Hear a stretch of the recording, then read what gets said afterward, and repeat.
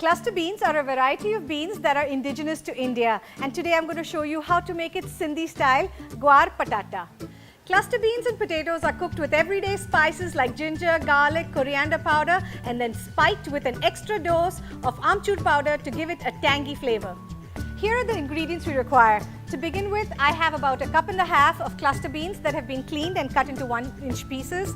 I have 1.5 cups of potatoes that have been peeled and cubed. I have coriander leaves for garnish, and then in the masalas we require salt, of course, for flavor or taste, 1 teaspoon red chili powder, 1 heaping tablespoon of amchur powder, 1 tablespoon of coriander powder, 1 teaspoon jeera powder, half a teaspoon turmeric powder, and half a teaspoon of jeera powder, 2 to 3 green chilies cut, and 1 tablespoon each of ginger and garlic paste. To begin with, we're going to heat a pressure cooker. Now, cluster beans take a long time to cook, so it's wonderful if you could just cook it in a pressure cooker in just for 1 whistle, and it's nice and soft. So we begin with by adding oil. Next, go in the ginger, garlic, green chilies. Give everything a stir. We'll cook this for a minute just until the garlic gives out a wonderful aroma. Next, go in the coriander powder, cumin powder, a little bit of garam masala, red chili powder, turmeric, a little bit of salt. Again, I'm going to stir everything and add the potatoes.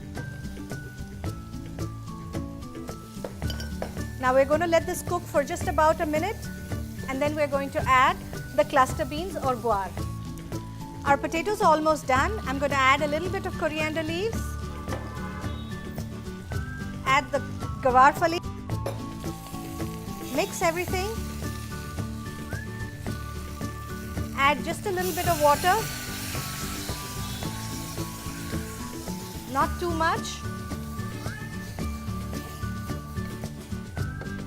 Now you could make this a semi-dry or a completely dry dish. It's up to you. Next, I'm going to add a little bit of amchur powder at this point, and I'm going to reserve the rest after it's cooked. We'll add it in. Now, if you don't have amchur powder, you can use tamarind or kokum to sour it, or if you don't have any of them, you could even use tomato. So I'm going to put the lid on and I'm going to cook it for 2 whistles. The pressure is released, and so it's cooked, as you can see, perfect. Just press one of the potatoes and it should be soft, and just try to cut. Perfect. It's ready. Now, as you can see, this dish doesn't have too much gravy. Before I serve it, what I'm going to do is I'm going to add another teaspoon of amchur powder, and it will give a wonderful tang. Now, traditionally a Sindhi household would have probably used anardana or pomegranate seeds, but since it's not very easily available, we are using amchur. Just mix everything and make sure it's nicely blended. You want the amchur powder to give its flavor.